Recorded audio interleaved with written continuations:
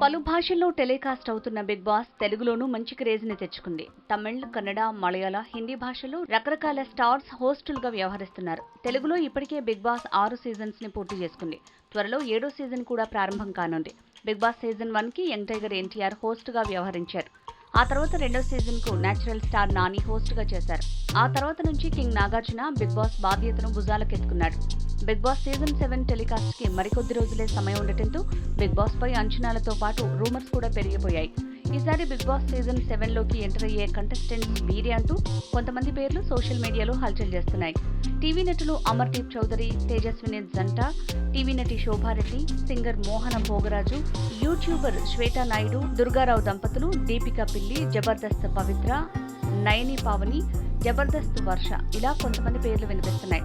వీరిలో ఒకరిద్దరు మిస్ అయినా కూడా మిగిలిన వారు దాదాపు కన్ఫర్మ్ అని టాక్ వినిపిస్తోంది. ఇదిలా ఉంటే ఈసారి బిగ్ బాస్ లో సురేఖ వాణి కూడా వెళ్లే ఛాన్స్ ఉందని టాక్ కూడా వినిపిస్తోంది.